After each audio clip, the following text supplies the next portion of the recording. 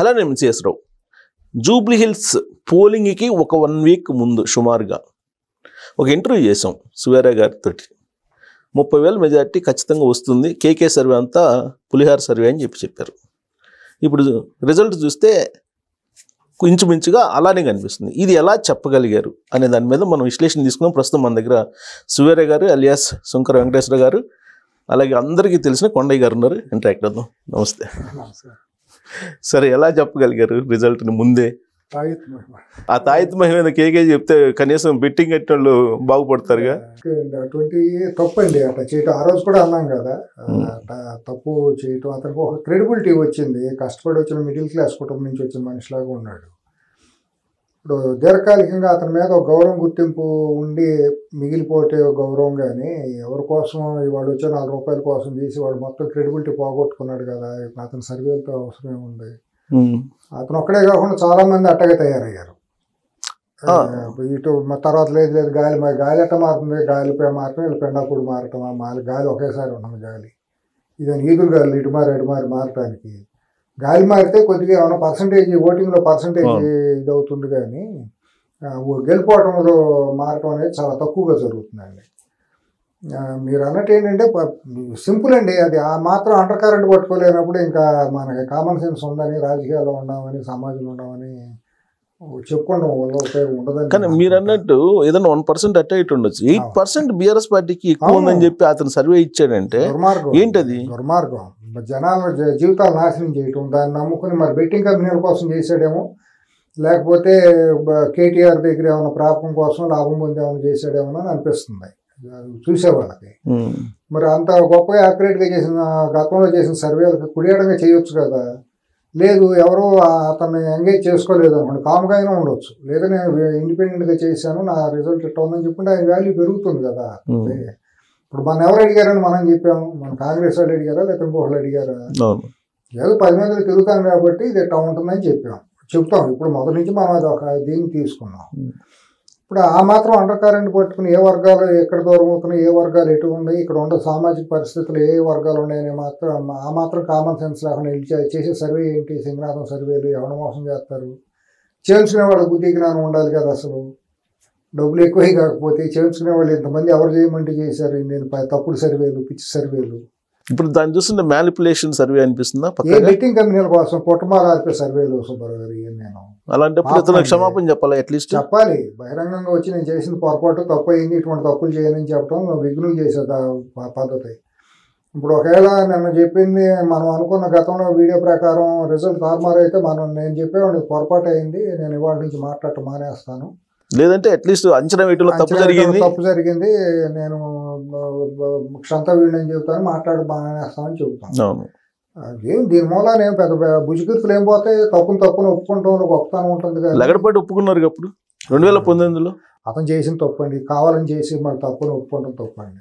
At least ఇప్పుడు కేకే అది కూడా లేదు కదా. అది కూడా లేదు. అసలు వీళ్ళ గురించి మాట్లాడటం కూడా అనవసరం. ఇటువంటి సర్వే సంస్థల గురించి, వీళ్ళ సర్వేల గురించి నాకు ఆ స్థాయి కాదు నాది.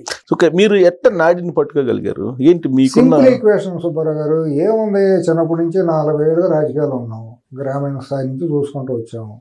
ఏదో దేవుడు ఇచ్చిన బుర్ర ఉంది కొద్దిగా. అటు చూడగానే ఇక్కడ పరిస్థితులు ఏంటి, ఆకలింపు చేసుకునే శక్తి ఉంది.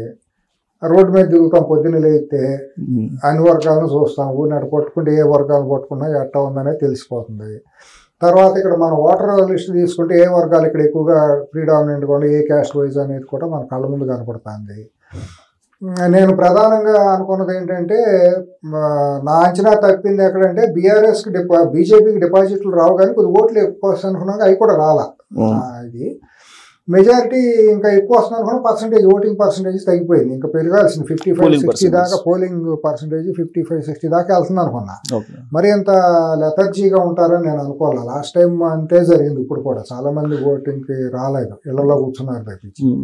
వాళ్ళందరూ కూడా వస్తే మెజారిటీలు పెరిగాయి. ఆ మెజారిటీ పెడితే ఎవరికి అడ్వాంటేజ్ అయ్యింది? 60 ఏళ్ళు వచ్చేది కాంగ్రెస్. కానీ కేటీఆర్ గారికి వచ్చేప్పుడు ప్రెస్ మీట్ పెట్టి పర్సంటేజ్ తగ్గినందువల్లే మేము ఓడిపోయామని చెప్తుంది. ఇవన్నీ ఏడవలేని ఏడుపులు ఎందుకు? మా ఊళ్ళో అయితే వేరే మాట అంటారు, అది నేను ఇక్కడ అంటలేదు. ఓడిన తర్వాత ఓటమి ధైర్యంగా ఒప్పుకుంటాం గొప్ప లక్షణం. వాళ్ళ జీవితంలో లేదు అది వాళ్ళకి. ఇప్పుడు నిన్న జరిగింది సుబ్బారావు గారు ఎన్నిక ప్రజాస్వామ్యానికి అహంకారానికి మధ్య ఎన్నిక జరిగింది. ప్రజాస్వామ్యం గెలిచింది, సామాన్య ప్రజలు గెలిచారు, అహంకారాన్ని పాతరేశారు, అంతే. ఆయన రౌడీ అని చెప్పి వాళ్ళ నీ పార్టీలో ఉండాలి ఎంతమంది రౌడీలు, ఎంతమంది అసాంఘిక శక్తులు, ఎంతమంది లంపెనగాళ్ళు ఉన్నారు, మాజీ నక్సలైట్ల పేరుతో పంచాయతీలు చేసిన వాళ్ళు, రేపులు చేసిన వాళ్ళు ఎంతమంది లేరు నీ కార్యకర్తల పేరుతో? నీ ఉద్యమం మొదటి నుంచి నీ బతుకంతా కూడా అటు వాళ్ళతోనేగా ముడిపడింది. నీ హైదరాబాద్లో నీ బలవంతా ఏంటి? రౌడీగాళ్ళు కదా. నీ ప్రజాస్వామ్య వాదులు నీ చేతిలో ఉండారా? ప్రజాస్వామ్య వాదులు ఎవరన్నా కలవకుండా కుటుంబాన్ని గౌరవిస్తారా? ఇంగిత జ్ఞానం ఉన్నాడు, ఆత్మగౌరవం ఉన్నాడు ఎవడన్నా బీఆర్ఎస్లో ఉంటాడా? ఎందుకు ఆ మాటలు? అందరికీ తెలిసిన మాటలు ఇవన్నీ. అంటే ఇప్పుడు ఈ ఫలితాన్ని నవీన్ యాదవ్ లేదా శ్రీశైల్ యాదవ్ కన్నా పెద్ద రౌడీ కల్వకుంట్ల ఫ్యామిలీ అని భావించేసినట్లు అనుకోవాలా? రౌడీ కూడా కాదండి, అది అసాంఘిక శక్తి. కల్వకుంట్ల కుటుంబాన్ని రౌడీతో పోల్చడానికి కూడా కాదు, రౌడీలో కూడా కొన్ని మంచి లక్షణాలు ఉంటాయి. ఈ కుటుంబానికి అసలు ఏ దోపిడీ, బందిపోటు దొంగలు వీళ్ళు. బందిపోటు దొంగలకు లక్షణాలు ఏముంటాయి? దోపిడీనే ప్రధాన గుర్తాడదు. ఇంకా వాళ్ళ గురించి మాట్లాడటం కూడా నాకు అసలు నా స్థాయి కాదు. అది నాకు మొదటి నుంచి నేను బందిపోటు కన్నా రౌడీ అని చెప్పి అనుకుని ఓట్లేసారా? 100% కరెక్ట్ చెప్పారు మీరు. అది రౌడీ ఏం రౌడీ అండి? నువ్వు చేయి కాపి దేహం డబ్బులు తీసుకున్నప్పుడు నువ్వు తెలీదా? చంద్రశేఖరం రౌడీనో కేడీనో ఇంకోటో నీకు తెలీదా? నువ్వు డబ్బులు, మీ నాన్న డబ్బులు తీసుకోలేదా?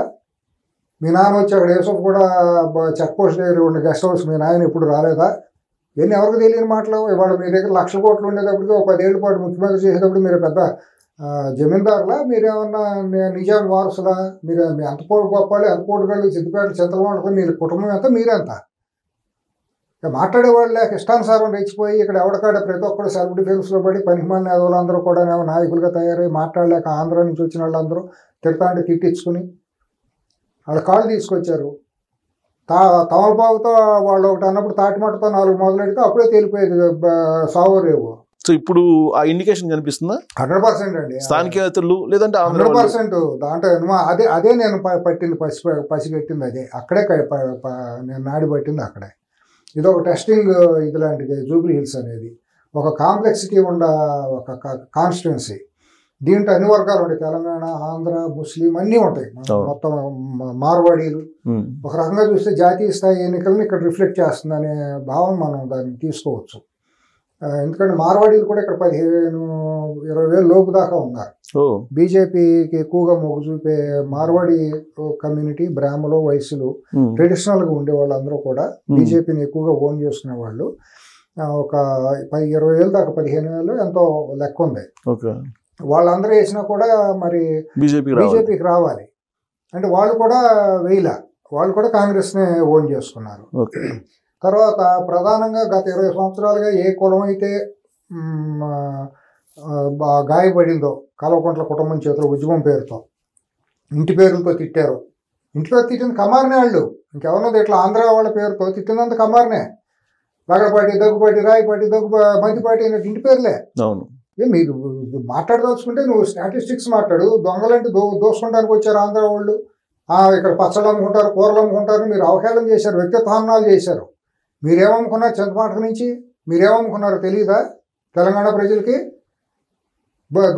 బొంబాయిని తీసుకెళ్ళితే దుబాయ్ని చూపించింది ఎవరో తెలియదా? నువ్వు పుట్టినప్పుడు మరి నేను చూడటానికి కూడా నీ తండ్రి 4 నెలలు రాకుండా ఢిల్లీలో ఎందుకు పడుకున్నాడు తెలియదా జనాలకి? నువ్వు పుడతా ఏమైనా భుజకీర్తులతోనూ కర్నూలు పుట్టినట్టు కౌసుకుండాలతో ఏమైనా పుట్టారా? మీ కుటుంబం ఏమన్నా ఏం మిడిసిపడతాను ఏంటి? అర్ధంతరంగా వచ్చిన అధికారాన్ని పెట్టుకుని మీ మంత్రి పదవి రాలేదు కాబట్టి, చంద్రబాబు ఇవ్వలేదు కాబట్టి కమాండ్ టార్గెట్ చేస్తావు నువ్వు కులాన్ని. ఇప్పుడు అదే కసితోటి అదే కమాండ్ కాదు, ఎన్టీ రామారావు నువ్వు పేరు పెట్టుకుంది, పేరు అజయ్ రావునాలో తీసుకెళ్ళి తారక రామారావుని పెట్టుకుంది, అదే కమాండ్ పేరు కాదు నువ్వు పెట్టుకుంది. కాదు, నక్షత్రం అని చెప్తున్నారు. నక్షత్రం ఇదో అన్నీ తెలుసు. సో ఇంతే కసితోటి కమ్మాస్ అందరూ ఎంతకంటే 10 రెట్లు కసి ఉందండి ప్రతి ఒక్కడికి. జూబ్లీ హిల్స్ ఫలితం అదేనా? ఆంధ్రప్రదేశ్లో ప్రతి ఒక్క అసలైన కమ్మాడికి కూడా అదే ఉంటుందండి. అసలైన కమ్మాడు ఎప్పుడూ కూడా బీఆర్ఎస్ కానీ కల్వకుంట్ల కుటుంబానికి కానీ ఎప్పుడు వెళ్ళడు, దేహం చేసాపడండి. కల్తీ కమ్మాళ్ళు అటు వెళ్తారు, కల్తీ కమ్మాళ్ళు అటు ఉంటారు. ఇవాళ కాదు, గత 2003 అతను ఒక ఉద్యమం పేరుతో ఎప్పుడైతే దౌర్జన్యాలు, దోపిడీలు మొదలెట్టాడో అప్పటి నుంచే జనాలు డిసైడెడ్. తర్వాత ఇక్కడ ఇంకోటి ఏంటంటే ప్రధానంగా యాదవ్ సామాజిక వర్గం రెండోది అతిపెద్ద సామాజిక వర్గం. వాళ్ళ కుర్రాడికి ఇచ్చారు, మనం అంతా కన్సాలిడేట్ చేసుకోవాలి, వాళ్ళందరూ బలమైన ఓట్ బ్యాంక్ అంతా తిరిగింది. బీసీల్లో కూడా అందరికీ కూడా అధికారం బాగా ఉన్న పార్టీ ఇప్పుడు ఓడిపోయిన బీఆర్ఎస్ వెళ్ళాల్సిన అవసరం లేదు. అసలు బీసీలు అంటే టీడీపీతోనే ఉన్నారు. తర్వాత బీసీలు ఎక్కువగా జనరల్ గా కాంగ్రెస్ తో కూడా మమేకమై ఉంటారు. బీజేపీ అనేది కావాలని ఒక అన్పాపులర్ పనికిమాలిన క్యాండిడేట్ ని పెట్టుకున్నారు. మ్యాచ్ ఫిక్సింగ్, బీజేపీను బీఆర్ఎస్ మ్యాచ్ ఫిక్సింగ్ అయ్యి అది కూడా పాచికలు పారలేదు. ఇంకోటి ఏంటంటే ఐఎంఏకి అనుకున్న వీళ్ళు అనుకున్న సానుభూతి రాలా. సానుభూతి రాకపోవటానికి ఏంటంటే కారణం, అది వేరే పార్టీలో కనుక ఉండుంటే సానుభూతి పవనాలు వస్తాయి. ఉన్న ప్లాట్ఫామ్ మంచిది కాదు. బీఆర్ఎస్ అనే ప్లాట్ఫామ్ మీద ఉండేటప్పుడు ఆ సానుభూతి కూడా జనాల్లో ఉన్న కసి అసూయ ఏదైతే కల్వకుంట్ల బీఆర్ఎస్ మీద ఉందో అది సానుభూతిని కూడా పక్కకు తోసేసే విధంగా ఉంది. మొదటి నుంచి ఏంటంటే ముస్లింల్లో ఇప్పుడు ఇవాళ ఈ పడిన ఓట్లు కూడా బీఆర్ఎస్ చూసిన ఓట్లు, బీఆర్ఎస్ పార్టీ మీద పడిన ఓట్లు నేను అనుకుంటాం ఒక 10-20% ఉంటుంది సుబ్బారావు గారు. ఇప్పుడు పడిన టోటల్ ఓట్లలో తతిమాది ఎక్కువగా పర్సనల్ రిలేషన్ మాగంటి గోపీనాథ్ తను ఎమ్మెల్యే ఉన్నంతకాలం కొంత ముస్లింలకి వాళ్ళకి కొన్ని పథకాలు, ఇవన్నీ ఆరోగ్యశ్రీలని ఏ పనులు చేశాడు. 38% వచ్చిందండి సార్. ఇప్పుడు ఆ 38% లో సునీత గారు షేర్ అయినా మాగంటి గోపీనాథ్దే ఒక 25% ఉంటుంది అంతే. 10% మించుదండి. అంటే బీఆర్ఎస్ కి 15 బిలో 15. నేను మొన్న మీకు ఒకటి వాట్సాప్ చూసారా నేను చెప్పింది. పార్లమెంట్ లో మొత్తం అన్ని చూసినా 15% మించి రాలా. 15% ఓట్లే వీళ్ళకు ఉంటుంది. 15 రిమైనింగ్ 15-20 గోపి యొక్క పర్సనల్ ఇమేజ్ తోనే ఆ సానుభూతితో వేసిన ఓట్లే. రేపొద్దున ఆ ఓట్లు అటు ఉండవు.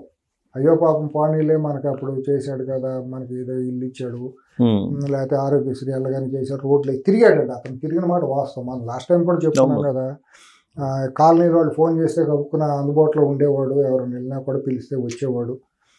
కొంతమంది ఏంటంటే తప్పనిసరి పరిస్థితుల్లో మనిషే పోయాడు కదా, ఇంకా అమ్మాయి ఎవరో మనకు తెలియదు, ఆ అమ్మాయిని పిలిచినా రేపు పొద్దున వచ్చే ఇది ఉండదు. ఆ పార్టీ కూడా కావాలని సింపతి ఓటు కోసం పెట్టింది కానీ ఆ అమ్మాయి మీద ప్రేమతోనూ దీంతో పెట్టింది కాదు. ఏదో కనీసం పొరుగు నిలబెట్టుకున్న కోసం ఆ అమ్మాయికి ఇచ్చి ఆ అమ్మాయిని బలిపశువుని చేశారు బీఆర్ఎస్. అంటే మీ లెక్క ప్రకారం ఇప్పుడు వచ్చిన 39-38 దాంట్లో 70% వీళ్ళ పర్సనల్ 100%. దాంట్లో ఎటువంటి సందేహం లేదు. సానుభూతి అనండి, లేకపోతే అతను గోపి చేసిన పనులు. బీఆర్ఎస్ పార్టీకి 15 మించి ఉండదు, 15%. మీకు మొత్తం అక్రాస్ ది స్టేట్ మీకు 15% మించి ఎప్పుడు రాదండి. ఇంకా ఇప్పుడు మొన్న తేలిపోయింది కదా, మన డైరెక్ట్ ఫైట్ లో 15% కదా వాళ్ళకి వచ్చింది. రేపొద్దున ఇంక ఉండే కొద్ది ఇంకా మరి చీలికలు అవుతుంది కదా ఆ కుటుంబం. ఇప్పటికే ఆవిడకి బయటకు వెళ్ళిపోయి మాట్లాడుతుంది కదా, దానికి ఆవిడ ఇచ్చే ఒక మాటలకి వీళ్ళు కౌంటర్ ఇవ్వలేకపోతున్నారు కదా, ఇంకా రేపొద్దున ఇంకా కకావికలు అయిపోతాయి. కానీ కొద్దిసేపటి క్రితం ప్రెస్ మీట్ పెట్టిన కేటీఆర్ గారు కాంగ్రెస్ పార్టీకి ప్రత్యామ్నాయం మేమేను, మాకు 38-39% వచ్చింది ఓట్ బ్యాంక్ అని చెప్తున్నారు ఆయన. అదే ఎలా చెప్తారు, కింద పడిన చేయి పై చేయి మాదేనంటే. ఇప్పుడు మేము చదువుకున్నప్పుడు నాతో మా ఊళ్ళో ఒకటికి తండ్రి కొడుతున్నాడు, మార్కులు తక్కువ వచ్చినాయి. వీళ్ళు ఎన్ని వచ్చినాయి నీకంటే, సుబ్బారావు కంటే నాకు 1 మార్క్ ఎక్కువ వచ్చింది అన్నాడు. సుబ్బారావుకి ఎన్ని వచ్చిందంటే 0 వచ్చింది అన్నాడు. ఇక అట్టా చెప్పుకోవాలన్నమాట. ఎందుకంటే బీజేపీ పెర్ఫార్మెన్స్ చేయలేదు కాబట్టి మేమే ప్రత్యామ్నాయం అని ప్రగల్భాలు పలకాలి. ఇప్పుడు మన పరిస్థితి ప్రగల్భాల్లో డిపాజిట్లు కోల్పోయింది కాదా, పార్లమెంట్లో ఎంపీలకి కొన్ని చోట్ల డిపాజిట్లు పోయిన సందర్భాలు లేవా రాష్ట్రంలో? ఎంత ఓట్లు వచ్చినాయి వాళ్ళకి? మరి వాళ్ళు ఓట్లు రాలేదా, లేకపోతే వీళ్ళు కావాలని కొలిడయ్యారా, బీజేపీతో కొలిడయ్యి ఓట్లని బీజేపీకి వేయించారా? అది వాళ్ళు తెలుసుకోవాలి. కాబట్టి ఇది డే బై డే డిటరేట్ అయిపోయే పార్టీ అనండి. కానీ నేను ఎందుకు అడుగుతున్నా అంటే, మీరేమో 15% మించి ఉండదని మీరు అంటున్నారు, ఎక్స్పెక్ట్ చేశారు అంటే మీ అంచనా. కానీ కేటీఆర్ గారు ఏమంటున్నారు, నాకు 39 ఉంది, నేనే ప్రత్యామ్నాయం, రాబోయే రోజుల్లో మందే అధికారం అని చెప్తున్నారు. చెప్పుకోవాలి, లేకపోతే ఉండరు. ఇప్పుడు హాస్పిటల్ తీసుకెళ్ళినాక సుబ్బారావు గారు ఇవాళ కొత్త కార్పొరేట్ హాస్పిటల్ అన్నీ పెద్ద పేరు ఉన్నాయి కూడా, వాడు చనిపోయాడు లేదా చనిపోతాడని తెలిసి కూడా వెంటిలేటర్ పెడతామండి అని చెబుతారు పేషెంట్ బంధువులకి. వాళ్ళు ఏదో బతుకుతాడని పెట్టమంటారు. ఇక వారం రోజులు 10 రోజులు పెట్టి రోజుకి 50,000-60,000 బిల్లు వేసి వెంటిలేటర్ బిల్లు, అయ్యో సారీ అండి పోయాడండి బిల్లు లాగేస్తారు. ఆ రోజే పోతాడు. పోయిన శవానికి వెంటిలేటర్లు పెట్టిన కేసులు కూడా మనం చాలా చూసాం. ఇది కూడా అట్టా అంతే తప్పించి ఊరిని వెంటిలేటర్ పెట్టి చూపించి మేము వస్తామని చెప్పి ఉండేవాళ్ళు, పారిపోకుండా ఉండేవాళ్ళని ఆపటానికి కోసమే తప్పించి అమాయకుల్ని. ప్రజలంతా అమాయకులు కాదు. ప్రజలు ఎవరు కూడా ఆ పార్టీతో నిలబడరు. ఆ పార్టీతో బాగా నిలబడితే ఇప్పుడు కమ్యూనిస్ట్ పార్టీలు కుదేలైపోయి ఏదో 1%, 2%కి ఎక్కడో ఉంది చూడండి. ఏదో ఇప్పుడు ఉద్యమంలో తిరిగాం అది ఇతని కథ స్మృతులు నెమరేసుకుంటా ఏదో 2-3%కి డిటరేట్ అయిపోతుంది. ఆ పార్టీని అతను నిలబెట్టుకోవడం కోసం ఏంటంటే భవిష్యత్తులో నా అంచనా అయితే రేపు జిహెచ్ఎంసీ ఎలక్షన్స్ అప్పుడు అవ్వకపోవచ్చు, కానీ ఈ general election, assembly general election నాటికి ఇక్కడ బీజేపీకి ఒక తోక పార్టీ లాగా వాళ్ళు ఇచ్చిన సీట్ల కాడికి తీసుకోవాల్సిందే ఇన్వర్టబుల్గా బీఆర్ఎస్. కానీ విలీనం అంటున్నారు కదా సీఎం రమేష్, కవిత వీళ్ళందరూ. అదే విలీనం అవ్వచ్చు, లేకపోతే విలీనం అయితే మనకు నష్టం జరుగుతుంది అని అనుకుంటే ఊరిని అట్ట పెట్టవచ్చు. అట్లా పెట్టేసేసి తెలుగుదేశం కూడా ఇక్కడికి కూటమి తరఫున ఇక్కడికి వచ్చి నిలబడే అవకాశాలు ఉండవచ్చు. పవన్ కళ్యాణ్, జనసేన ఇదంతా కూడా. అప్పుడు సింహభాగం బీజేపీ సీట్లు తీసుకుంటుంది. తీసుకుని రేపు రీఆర్గనైజేషన్ అయితే 154 అవుతాయి. ఇక్కడ జనగణన అయిన తర్వాత రీఆర్గనైజేషన్ చేస్తారు. చేసేటప్పటికి కాలక్రమంలో 2028 ఎన్నికల నాటికి, జనరల్ ఎలక్షన్ నాటికి ఇది ఇంకా డెకరేట్ అయిపోతుంది బీఆర్ఎస్. అయిపోయి మీకు ఇంకోటి ఏంటంటే ఇక్కడ వీళ్ళు ఒప్పుకుంది తప్పదే ఉందిలేండి. ఇప్పుడు బీజేపీ కనుక కమాండ్ చేసి వీళ్ళు అంగీకరించాల్సిందే, ఆదేశిస్తే వీళ్ళతో శిరస వహించాల్సిందే. ఏదైతే ఇది ఒకవేళ కలవటం మూలాన బీజేపీకి బీఆర్ఎస్కి పడే ఓట్లు, కొంతమంది ముస్లింలు కొంత ఉన్నారు కదా, ఆ ముస్లిం ఓట్ని కాంగ్రెస్ అటు ఇటు పోకుండా దీని ఊరినే ఒక ఇదిలాగా పెట్టేసి మారుద్దాం అనుకుంటారా, లేదా ఊరినే సపరేట్గా పెడతారా అనేది ఆ రోజు వ్యూహాన్ని బట్టి ఉంటుంది వాళ్ళు దీన్ని బట్టి. లేదు ఇప్పుడు ఇంకోటి ఏంటంటే బీఆర్ఎస్ కనుక బీజేపీలో విలీనం అయిపోతే వీళ్ళు ఎగ్జిస్టెన్స్ కోల్పోతారు. సుబ్బారావు గారు బార్గెన్ కెపాసిటీ పోతుంది. రేపు పొద్దున ఆర్ఎస్ఎస్ బీజేపీ హైకమాండ్ అట్ట చెప్తే అట్ట టికెట్లు ఇవ్వాలి. అప్పుడు వీళ్ళకి ఇవ్వాలని ఏమి లేదు కదా. అదే వీళ్ళు సొంతగా పార్టీ పెట్టుకుని ఉంటే ఏదో 1 సీటు 2 సీట్లు అయితే అడిగితే పోన్లేని ఒక 5-6 సీట్లు అసెంబ్లీ ఇవ్వచ్చు, 1 పార్లమెంట్ సీట్ ఏమైనా ఇస్తారు, అలయన్స్ పార్టీ కదా అనే ధర్మంతో అట్లా ఉంటే ఎగ్జిస్టెన్స్ చూపించుకోవచ్చు. మరి అటువంటిప్పుడు హరీష్ రావుకి కేటీఆర్కి మధ్య ఎంతవరకు సఖ్యత నడుస్తుంది, ఎవరు సుప్రీము, ఎవరు సబార్డినేటు, పార్టీని ఎవరు నడపాలి, ఎవరికే ఎక్కువ బలం ఉందనేది మళ్ళీ అది ఒక గొడవ ఉంటుంది. కాబట్టి ఇదంతా కళ్ళ ముందు కనిపిస్తున్న చిత్రమే. కానీ ఇంకో ట్విస్ట్ ఇచ్చాడు ఇవాళ ఆయన ప్రెస్ మీట్లో. ఏం చెప్తున్నాడంటే ఇప్పుడు ఆల్రెడీ పార్టీ మరి కాంగ్రెస్ పార్టీ జెండా కాంగ్రెస్ కండువా కప్పుకున్నటువంటి ఎమ్మెల్యేలు 10 మంది ఉన్నారు కదా, వాళ్ళని రిజైన్ చేయించి మళ్ళీ ఎలక్షన్కి వెళ్దాం అంటున్నారు ఆయన. రేపు రేవంత్ రెడ్డి గారు కూడా దానికే ప్రిపేర్ అవుతున్నారు. రేపు రమ్మనండి, రేపు హైదరాబాద్ వస్తుంది చూడమన్నా, మళ్ళీ రెడీ అవ్వమనండి. స్టేషన్ కనుపూరు, ఖైరతాబాద్ ఇవి వస్తాయి, 3-4 వస్తాయి. అప్పుడు ప్రూవ్ చేసుకోమని నాయకత్వాన్ని. ఇప్పుడు అదే ఆయన డిమాండ్ కూడా అదే. డిమాండ్ అవసరం లేదు, వాళ్ళు చేయబోయేది అదే. నీ డిమాండ్ ఏముంది, వాళ్ళే చేస్తున్నప్పుడు వాళ్ళే దానికి ప్రిపేర్ అవుతున్నారు కాంగ్రెస్ వాళ్ళు. అందుకేనా ముందే 39% ఉంది, మనం నెక్స్ట్ ఎలక్షన్కి వెళ్దాం. అందుకనే యూ ప్రూవ్ యువర్ సెల్ఫ్. రేపు ఏమవుతుందో చూద్దాం. ఖైరతాబాద్ 39 వచ్చిందా, 25 వచ్చిందో తేలుతుందిగా. ఖైరతాబాద్ నీ క్యాండిడేట్ ఎవరు?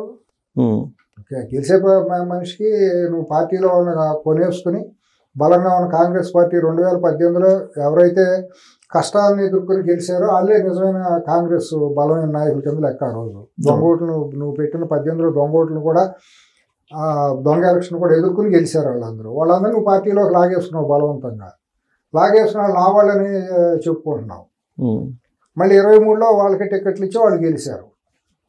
వాళ్ళు గెలిచినప్పుడు వాళ్ళ సొంత బలంతోనే గెలిచారు. రేపు పొద్దున దానం నాగేంద్ర నీ క్యాండిడేట్ కాదు, నువ్వు ఎవరికి ఇస్తావు టికెట్? తేలిపోతుంది కదా, పాలకు పాలు నీళ్ళకి నీళ్లు.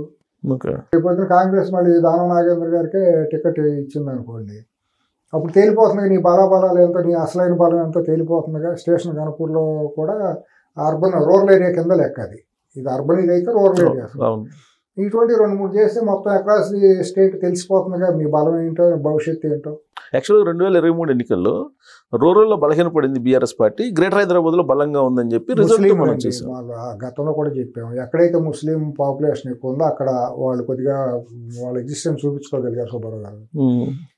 జహీరాబాద్, సంగారెడ్డి లాంటి ప్లేసులు కూడా వాళ్ళకి రావడానికి కారణం ముస్లిం ఓటు బ్యాంకు తప్పించి వీళ్ళ బలాలు ఏం కాదు. వెల్లువ అంతా ఉంది ఎడ్యుకేట్స్లో అందరిలో కూడా. ప్రధానంగా తెలంగాణ సమాజంలో చదువుకున్న విద్యావంతులు, ఆత్మగౌరవం ఉండవు అందరూ కూడా ఆ కుటుంబాన్ని అసహించుకున్నారండి. ఆ పోకడల్ని ప్రగతి భవన్ దగ్గర అంతంత ఎత్తు కట్టడాలు, వెనక కచ్చడాలు పెట్టడం, గ్రిల్స్ పెట్టడం, అటు తలెత్తి చూడాలంటే ఒక సెంట్రల్ జైలు లాగా పెట్టేయటం, అదొక రాజ్ దర్బార్ లాగా పెట్టడం, నిజాం ప్యాలెస్ లాగా తయారు చేయటం, ఎర్రవల్లి ఫామ్ హౌస్ నుంచి ఇక్కడికి వస్తా అంటే రోజు వారానికి ఒకసారి ముఖ్యమంత్రి వస్తా అంటే రోడ్లని ఆపేయటం, సెక్రటరియట్కి వెళ్లకుండా అది పడగొట్టి కట్టేయటం. ఎవరబ్బ సొమ్మని ఎత్త ప్రజల సొమ్ము తీసుకెళ్ళి కాళేశ్వరం పేరుతో పోసేయటం. ఇప్పుడే ఓ సామెత ఉంటుంది, నోరున్నాడు ఊరంతా బలాదూరి అని. ఆ కుటుంబానికి నోరు ఉంది, ఆ నోరుని ఆ వాయిస్ని రిలే చేసే కిరాయి మీడియా, హైదరాబాద్ కిరాయి మీడియా ఉంది. క్వశ్చన్ చేయలేని జర్నలిస్టులు ఉన్నారు. అక్కడికి వెళ్తే బిస్కెట్లు తినేసి వాళ్ళు ఇచ్చిన టీ తాగేసి కవర్ ఇస్తే కవర్లు జేబులో పెట్టుకుని వాళ్ళు ఏం చెప్తే అదే వార్తగా రాసిన స్పైన్లెస్ ఫెలోస్ జర్నలిస్టులుగా సిగ్గుచేడు జర్నలిజానికి. ఇదంతా అడగలేని కలేజా లేదు. ఇష్టానుసారం మాట్లాడినా, ఒక జర్నలిస్ట్ని విలువ లేకుండా మాట్లాడినా, నువ్వు మాట్లాడేది కరెక్ట్ కాదని నిక్కదీసి అడిగిన జర్నలిస్ట్ని మనం 10 ఏళ్ళు ఒక్కడిని చూడలేదు. లేదు అసలు ఇవ్వడానికి ఆస్కారం లేకుండా చేశారు. అంటే ఇప్పుడు పలానా ఛానల్, సుబ్బారావు గారి ఛానల్కి ఎవరిని పంపాలో ముందే చెబుతారు, పలానా వాళ్ళని పంపించొద్దు, నువ్వు పలానా వాళ్ళని పంపించు అని. అంతేగాని లేక కాదు. జర్నలిస్టులు మంచి నిజాయితీగా పాటలు, తెలివిగలాళ్ళు, దమ్ముండాలు చాలా మంది ఉండాలి. వాళ్ళు మీరు పంపించొద్దని ముందే వీళ్ళు హుకుం జారీ చేస్తారు. ఈ సంస్థలు కూడా అట్టాగే వాళ్ళ ఆర్థిక లావాదేవీల కోసం సచ్చినట్టు మోకాళ్ళ దండేసి అక్కడ పాదక్రాంతులే పాదపూజలు చేసేటట్టు తయారయ్యారు. కానీ మీరు అబ్జర్వ్ చేస్తే 2023 అసెంబ్లీ ఎన్నికలప్పుడు ఓన్లీ తెలంగాణ జర్నలిస్టులతోనే ఇంటర్వ్యూలు ఇచ్చారు ఆయన. కానీ ఇప్పుడు జూబ్లీ హిల్స్ ఎలక్షన్ అప్పుడు మీరు అబ్జర్వ్ చేస్తే మొత్తం మీకు ఆంధ్ర జర్నలిస్టుల చేత ఇంటర్వ్యూ చేయించుకున్నాడు ఆయన. అవును, వైసీపీకి సంబంధించిన పెయిడ్ వాళ్ళు ఉన్నారు కదా, సోషల్ మీడియా పెయిడ్ ఆర్టిస్టులు. అక్కడ ఎవరైతే వైసీపీకి పే రోల్లో ఉండారో వాళ్ళందరూ ఇంటర్వ్యూలే నేను గమనించాను. తర్వాత 10 ఏళ్ళు ముఖ్యమంత్రిగా ఉన్న కేసీఆర్ ఒక్కరోజన్నా అక్రాస్ ది అందరికీ మీట్ ది ప్రెస్ అనేది పెట్టలా. ఢిల్లీలో ప్రెస్ మీట్ లేదు. ఇవాళ భారతదేశ చరిత్రలో, స్వతంత్ర భారతదేశ చరిత్రలో మీడియాని ఫేస్ చేయలేని ముగ్గురు కనపడతారు మనకు. సుబ్బారావు గారు ఒకటి, నరేంద్ర మోడీ ఒకటి, కేసీఆర్, 3 వైఎస్ జగన్మోహన్ రెడ్డి. మీడియాని ఫేస్ చేయలేని వాళ్ళు, ఫేస్ చేయలే ఇంతవరకు. దమ్ము లేదు, అంత కలేజా లేదు వాళ్ళకి, నిజాయితీ లేదు, నిబద్ధత లేదు, దమ్ము లేదు ఫేస్ చేయటానికి. ఎందుకంటే దొంగలే ఎదుర్కోలేరు. ఒక మీడియాని ఎదుర్కోవాలంటే ధైర్యం ఉండాలి. నా తప్పు చేసినా కూడా ఆ తప్పు ఏంటో చెప్పగలగాలి. తప్పులు చేయడం సహజం, తప్పులు జరుగుతాయి కూడా, తెలియకుండా జరుగుతాయి ప్రభుత్వంలో ఉన్నా కానీ. అవును, వ్యక్తిత్వం ఉన్నప్పుడు ఎంతనైనా ఫేస్ చేస్తాం. దాక్కోవాల్సిన ఎన్ని రోజులు దాక్కుంటారు మీరు? ప్రజాస్వామ్యంలో మీడియాని ఫేస్ చేయలేని దమ్ము లేని వాళ్ళు మీరు నాయకులు ఎట్ అవుతారు, ముఖ్యమంత్రులు ఎట్ అవుతారు? నువ్వు 10 ఏళ్ళు నువ్వు పెద్ద పీకుడు గడివా, నువ్వు విజనరీవా? నువ్వు మీ ఒక రోజన్నా నువ్వు మీ మీడియాని ఫేస్ చేసావా? ఢిల్లీలో మీడియాని పెట్టావా? ఇక్కడ ఊరినే ప్రగతి భవన్లో మీడియా సమావేశం పెట్టడమోనూ, బిస్కెట్లు టీలు ఇవ్వటమోనూ, ఏదో అవాకులు చవాకులు మాట్లాడటం, దాన్ని రిలే చేయటం, క్వశ్చన్ చేసేవాళ్ళని పిలవకపోవటం, ఇదే జర్నలిజం, ఇదే మీడియా బ్రీఫింగ్. సో ఇప్పుడు ఈ ఎలక్షన్లో సోషల్ మీడియాని బాగా ఉపయోగించుకున్నారు. ప్లస్ రేవంత్ రెడ్డి గారి ప్రభుత్వాన్ని బదనాం చేయడానికి కూడా బాగా ఉపయోగించుకున్నారు. సోషల్ మీడియాలోనండి సుబ్బారావు గారు చాలా దుర్మార్గమైన ట్రోలింగ్ చేస్తున్నారండి రేవంత్ రెడ్డి గారిని. ఆయన ముఖ్యమంత్రి అనేది కూడా లేకుండా, నీ తండ్రి ముఖ్యమంత్రిగా ఉన్నప్పుడు నిన్ను ఎవరు చేయలే అంత దిగజారి. ఎందుకంటే ముఖ్యమంత్రికి ఇవ్వాల్సిన హోదా ఒక రాష్ట్రంలో ఒక ముఖ్యమంత్రికి ఎవరైనా పాలకుడే. మోడీ గారు ఎంతైనా ప్రధానమంత్రి కదా. ప్రజాస్వామ్యంలో ప్రజలందరూ ఆయన మద్దతు గౌరవించాల్సిందే. మెజారిటీ ప్రజలు ఎన్నుకున్నారు, ఆ సీటుకు ఉన్న విలువ గౌరవాన్ని మనం కాపాడుతాం. ఇష్టం లేకపోయినా, వ్యక్తి మీద ఇష్టం లేకపోయినా. నువ్వు అది కూడా సంస్కారం లేకుండా నువ్వు అమెరికా నుంచి వచ్చానంటావు. ఏం మాటలు మాట్లాడుతావు? నువ్వు ముఖ్యమంత్రిని పట్టుకుని నీ తండ్రిని అనలేరా ఎవరో? నేను ఎందుకు అనకూడదు? నీ తండ్రిని ఎందుకు అనకూడదు? నిన్ను ఎందుకు అనకూడదు? నీ కుటుంబాన్ని ఎందుకు అనకూడదు? నువ్వు రా ప్రెస్ మీట్గా అడుగుతాం, సమాధానాలు చెప్పు. మీడియా అడగదు, మేము అడుగుతాం. నువ్వు గత 20 సంవత్సరాల ప్రస్థానంలో అదేమంటే పొరపాటు నేను చేయలేదు, చంద్రబాబు నాయుడు గారిది పొరపాటు నేను దాని ఉద్దేశం చేయలేదు. చంద్రబాబు నాయుడు గారిని అరెస్ట్ చేసింది ముందు రోజు తెల్లవారుజామున 5కో 6కో నంద్యాలలో అరెస్ట్ చేశారు. తీసుకొచ్చి సాయంత్రం 6కి రిమాండ్ చేశారు. నువ్వు ఆ రోజు రాత్రి 9కి ఫ్యాప్సీకి వెళ్ళి ఎంజాయ్డ్ అలాట్ అని చెప్పి నువ్వు హెకిల్ చేస్తా నువ్వు పెట్టావు. తర్వాత నువ్వు వాళ్ళు ధర్నా చేసుకుంటాను 15 రోజుల తర్వాత 20 రోజుల తర్వాత సాఫ్ట్వేర్ వాళ్ళని అరెస్ట్ చేసి, ఆడపిల్లలు రోడ్డు మీద జాబ్ చేసుకుని ఇంటికి వెళ్ళిపోతాను వాళ్ళని కూడా తీసుకెళ్ళి అరెస్ట్ చేసి వాళ్ళ మెయిల్ పెట్టారండి కంపెనీలకి. ఆడపిల్లలు ఏడ్చారేమో, నాకు సంబంధం లేదు సార్, మాకు దానికి మా ధర్నాకి మాకు సంబంధం లేదు, మేము ఉద్యోగం చేసి ఇంటికి వెళ్ళిపోతా అంటే పోలీసులు బలవంతంగా తీసుకెళ్ళిపోయి వ్యాన్లో ఎక్కించుకుని పోలీస్ స్టేషన్ కేసులు బుక్ చేశారు. మీరు చెప్పింది వాస్తవం. కేటీఆర్ గారు ఏమంటారు ఇంటర్వ్యూలో ప్రముఖ ఛానల్లో, ప్రముఖ ఛానల్ కాదు, ఉన్నట్లో పాపులర్ ఛానల్ అనుకోండి. దాంట్లో ఏమంటాడు, నేను వేరే షోకి వెళ్ళి అది పెట్టాను, దాన్ని లింక్అప్ చేశాను. దమ్ముంటే ధైర్యంగా చెప్పాలండి. అది డేట్లు ఉంటాయి అక్కడ. నువ్వు ట్వీట్ చేసిన డేట్ ఉంది, చంద్రబాబు గారిని అరెస్ట్ చేసిన డేట్ ఉంది, అంత కళ్ళ ముందు కనపడతా అంటే నువ్వు కాదంటే ముసుగేసుకుని ఎందుకు దొంగ మాటలు మాట్లాడటం? సంస్కారం అంటే వస్తుంది మాట్లాడాలని నాకు ఆవేశం. ఎందుకు పని మంది మాటలు, ఇంకా ఎందుకు భేషజం అయిపోయిన తర్వాత కామశరణంగా వచ్చామే అని తప్పు అయిపోయింది లెంపలు వేసుకుంటే పోన్లే అని అయ్యో పాపం అంటారు. నీ డబ్బు మాత్రంతో ఎవరినేం చేస్తావు? నీ డబ్బు ఎంత ఉంటే ఏంటంట? నీ అధికారం ఉన్నప్పుడే నేను లెక్క చేయలేము. మేము ఎన్టీఆర్ విగ్రహాన్ని పెట్టడానికి కూడా మేము అభ్యంతరం పెడితే మేము ఇంకా స్వాగతిస్తాం అన్నారు. ఎందుకు పెట్టలేదు మరి? పెట్టిన విగ్రహాలను అన్నీ ఎందుకు తీపిచ్చావు? నీకు తెలీదా జూబ్లీ హిల్స్లో బంజారాహిల్స్లో ఎన్ని తెలుగుదేశం దిమ్మలకు మీ బీఆర్ఎస్ రంగులు వేసుకున్నారు? ఆ రోజు నీకు తెలీదా? నీకు నగరాధ్యక్షుడు కూడా గోపీనాథ్ ఎన్ని దిమ్మలకి రంగులు మార్చాడు? ఎన్టీఆర్ విగ్రహాలు తీసేసి పోలీస్ స్టేషన్లో పడేపించాడు క్రేనులతో రాత్రిపూట. ఆ రోజు నువ్వు ఎందుకు మాట్లాడలేదు? నీకు అంత ఎన్టీ రామారావు పేరుని ఘాటుని తీసేస్తానన్నావే. అసలు యాక్చువల్లీ నేను ఎలక్షన్ ముందే, జూబ్లీ హిల్స్ ఎలక్షన్ ముందే మీతో ఈ విషయాన్ని ఇచ్చేద్దాం అనుకున్నాను సుబ్బారావు గారు. నేను ప్రత్యక్ష సాక్షిని అక్కడ. నేను ప్రత్యక్ష సాక్షిని ఎవరో చెప్తే కూడా కాదు. నందమూరి హరికృష్ణ గారు చనిపోయారు రోడ్ యాక్సిడెంట్లో. ఆయన శవాన్ని నెమకూరు తీసుకెళ్దామని అని అనుకుంటే కాదు, ఆయన ఫామ్ హౌస్ చేవేళ్ళ దగ్గర ఆయన ఫామ్ హౌస్ తీసుకెళ్లాలనేది ఆ పిల్లలు కుటుంబ సభ్యులు అని అనుకున్నారు. అని తీసుకొచ్చారు ఇక్కడికి. తీసుకొచ్చిన తర్వాత పార్టీ ఆఫీస్ కూడా తీసుకురానివ్వాలి. నేను పార్టీ ఆఫీస్ తీసుకురావాలని చెప్పి నేను ప్రసన్న కుమార్ అని ఒక సినిమా ప్రొడ్యూసర్ ఉంటాడు కదా మిత్రుడు, ఏ వెంకటేశ్వర గారు కూడా ఆ రోజు అక్కడ ఉన్నారు. అందరం సమక్షం, శ్రీహరి గారు, వాళ్ళు వియ్యంకుడు సూర్య శ్రీహరి గారు, అందరం ఉన్నాం. అందరి సమక్షంలోనే పార్టీ ఆఫీస్కి తీసుకెళ్లాలని చైతన్య రథం నాచారం ఉంటే దాన్ని బ్రదర్ రావాలంటే కష్టం, అది అంతా ఇట్టా ఉందంటే కట్టుకున్న లాక్కొద్దాం, ఆయన పక్కన పెడదాం, ఎందుకంటే ఆయన నడిపాడు కదా అని చెప్పి ఇక్కడ పెట్టాలంటే దాన్ని పడినివ్వాలి. కారణాలు అది వేరే ఎపిసోడ్, నేను తర్వాత మాట్లాడతాను. ఎందుకు దాని వెనక ఎవరు ఉన్నారు, ఎందుకు అన్నారు అనేది అది సపరేట్ ఎపిసోడ్ నేను చెప్తా. ఆ రోజు తండ్రి కొడుకు ఇద్దరు వచ్చి అదేబే లేదు అసలు హరికృష్ణ గారికి పెద్ద ఘాటు కట్టేస్తాం, 3 ఎకరాలు ల్యాండ్ ఇచ్చేస్తాం, పెద్ద ఎందుకంటే ఎలక్షన్ దగ్గరికి వస్తున్నాయి కదా. కేసీఆర్ అనౌన్స్ చేశారు, కేటీఆర్ ఇద్దరు అన్నారు అని ఎలక్షన్ దగ్గరికి వస్తుంది. నాకున్న సమాచారం ఏంటంటే ఆ రోజు నేను వెళ్ళేటప్పటికి వీళ్ళు హరికృష్ణ గారిని టచ్ చేశారు. నువ్వు పార్టీ మారా, నీ బావ నీకు చేస్తాడు, నీకు ఉప ముఖ్యమంత్రి పదవి ఇస్తాము, నీకు సీట్ ఇచ్చేస్తాం, ఇక్కడ జూబ్లీ హిల్స్ శ్రీరంగంపల్లి, నువ్వు ఏది కోరితే అది, నువ్వు ఇక్కడికి వచ్చేసి ఉప ముఖ్యమంత్రి పదవి నువ్వు కోరిన పోర్ట్ఫోలియో అని చెప్పి మధ్యలో కొంతమంది పెద్దలు మాట్లాడారు. దానికి ఆయన సానుకూలంగా ఒప్పుకున్నాడు. రమ్మనండి, నా దమ్ముంటే రమ్మనండి, ఏ దేవుడి మీద ప్రమాణం చేస్తారో రమ్మనండి, నేను దేనికైనా సిద్ధం. అయిందా? నాకు ఎందుకంటే నాకు అత్యంత ఆత్మీయుడు, మీకు తెలుసు కదా, నా జీవితంలో భాగం హరికృష్ణ అనే ఆయన. నాకు నాకు 3-4 ఆయన ఒక ఇంపార్టెంట్. నా జీవితం గ్రోత్ లో ఆయన 4 ఆయన ఒకడు. నేను ఓపెన్ గా చెప్పుకుంటా. ఎప్పుడైనా ఒప్పుకున్నారు ఆయన అయితే పార్టీ మాట్లాడానికి. అయితే తీసుకెళ్లిపోయి ఇప్పుడు విస్పర్ వ్యాలీ దగ్గర మన మహాప్రస్థానం ఉంది కదండి, అక్కడ దహనం చేయించారు, ఫామ్ హౌస్ కి కాకుండా. ఇవాళ కనీసం హరికృష్ణ గారిని ఎక్కడ దహనం చేశారు ఎవరికైనా తెలుసా సుబ్బారావు గారు? అక్కడ తెలియదు కదా అసలు ఎవరు. తుప్పలు మొలిసినాయి, కుటుంబ సభ్యులకి తెలియదు. ఈ ఎలక్షన్ అయిపోయింది, వీళ్ళు పట్టించుకోవాలి. 5 ఏళ్ళు అయిపోయింది కదా. ఇప్పుడు దహనం చేయించింది వీళ్ళేనా? అక్కడ వీళ్ళే, మేము ఇస్తాం అక్కడ, ఆయన ఇది కట్టిస్తాం అని చెప్పి. చంద్రబాబు గారు ఏం మాట్లాడలేకపోయారు. మనం ఏం చేస్తాం, వాళ్ళ పిల్లలే కాదన్నారు కదా అని. కొడుకులు ఇద్దరు కాదు, ఇక్కడికే తీసుకెళ్తా ఉన్నారు, ఫామ్ హౌస్ కాదన్నారు. తీసుకొచ్చి ఇక్కడ చేశారు. ఇవాళ ఏమైందండి, ఆయన స్మృతివనం ఏమైనా కట్టించావు నువ్వు 5 ఏళ్లలో? నువ్వు ఇచ్చిన గౌరవం ఏంటి? ఎన్టీ రామారావుకి ఇచ్చిన విగ్రహం పెడితే అడ్డామన్నావు, హరికృష్ణ నువ్వు చేసిన గౌరవం ఏంటి? మీరు ఇవాళ కమ్మ సంఘాల పేరుతో మాట్లాడే అడిగాడు ఈ మాట. తయారయ్యారు కదా మేము కమ్మ సంఘం నాయకులు అనేవాళ్ళు. ఇవాళ ఇష్టానుసారం మాట్లాడుతున్నారు కదా, మేము కమ్మ సంఘాన్ని మేము మొత్తానికి కమ్మ కులానికి ఆదేశిస్తాం, మా మాట ప్రకారం కులం అంతా నడుస్తుంది, అడ్డగాడిదలు మాట్లాడుతున్నారు కదా. కొంతమంది అసలైన కమ్మలు మేమే మాట్లాడే వాళ్ళు ఉన్నారు. అసలైందో కల్తీనో తెలిసి వీళ్ళు మన నిర్మాణం దాకా ఎవడో మోకాళ్ళు దండ వేశారు. వీళ్ళు కలకొండ కుటుంబం దగ్గర సాగిలో పడిన వాళ్ళే కదా వీళ్ళందరూను.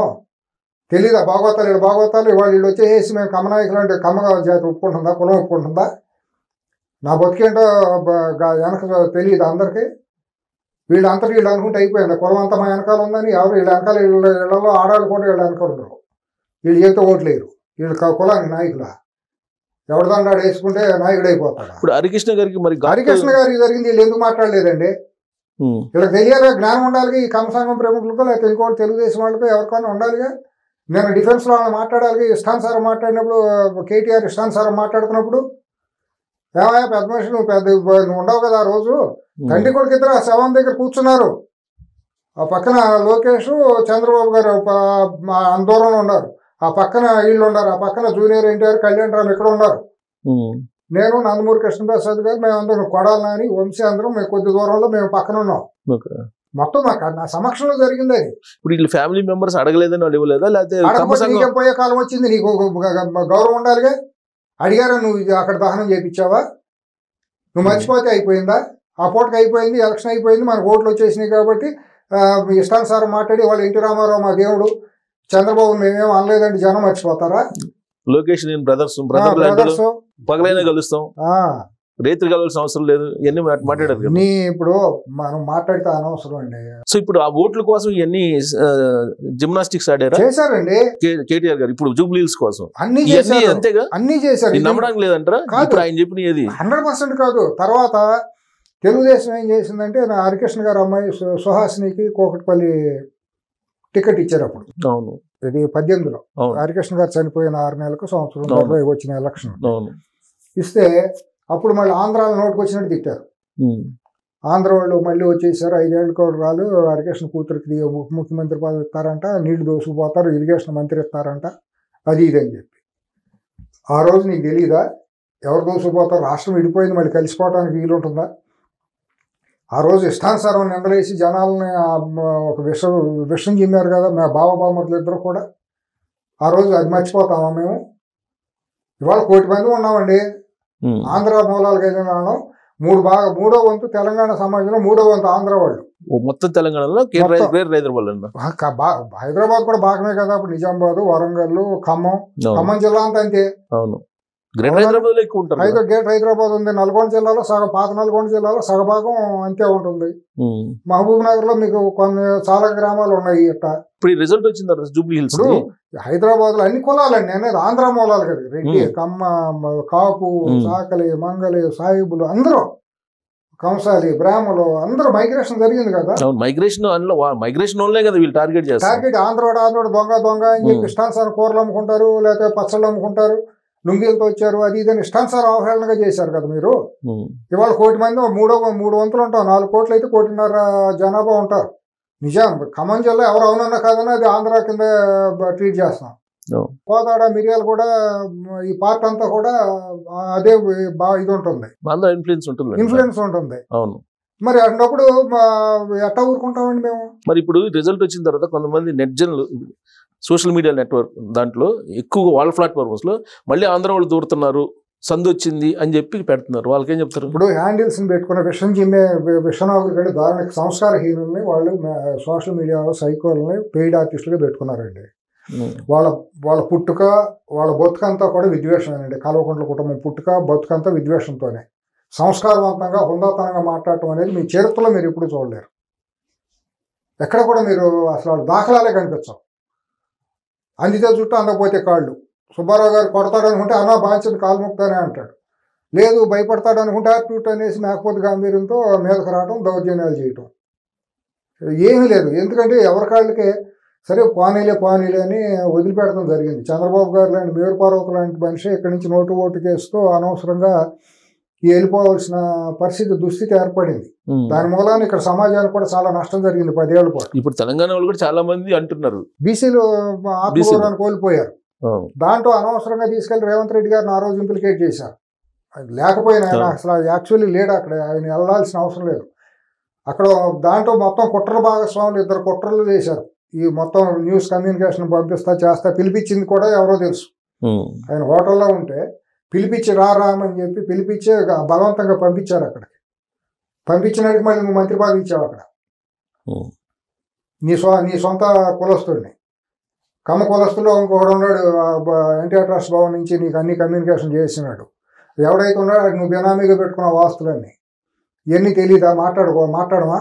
ఇప్పుడు అర్థమైపోయింది జనాలకి. ఈ జూబ్లీహిల్స్ ఎన్నికల రిజల్ట్ చూస్తే కంప్లీట్ గా వాళ్ళ అంత అర్థమైపోయిన తర్వాత వచ్చిన రిజల్ట్ అనుకోవాలి. మూసేసిన దుకాణం అది. అది 2023లోనే అయిపోయింది ఆ పార్టీ. దాని గురించి ఏమీ లేదు. అది ముందుగా గ్రహించిన తెలివిగల కవిత బయటకు వచ్చేసింది. ఇది మనం ఇక్కడ ఉంటే కుదరదు, మనం కూడా కూలిపోయాం శిథిలంలో, మనం కూడా మిగిలిపోతాము, అనవసరం బయటకు వచ్చేసి మనదేదో మన ఎగ్జిస్టెన్స్ చూపించుకుంటే ఇదని ఆ విఘ్నత ప్రదర్శించింది ఆయన. లేకపోతే ఎందుకు బయటకు ముందే తెలిసి బయటకు వచ్చింది, శుభ్రంగా భవిష్యత్తు అంతా ముందే ఊహించింది.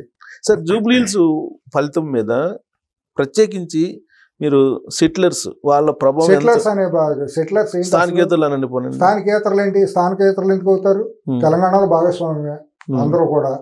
రాష్ట్రం విడిపోయింది, ఇక్కడ కామన్ రాజధాని కాబట్టి ఆంధ్ర నుంచి, రాయలసీమ నుంచి, ఉత్తరాంధ్ర నుంచి, అన్ని చోట్ల నుంచి వచ్చారు, మహారాష్ట్ర నుంచి, కన్నడ నుంచి వచ్చేసారు.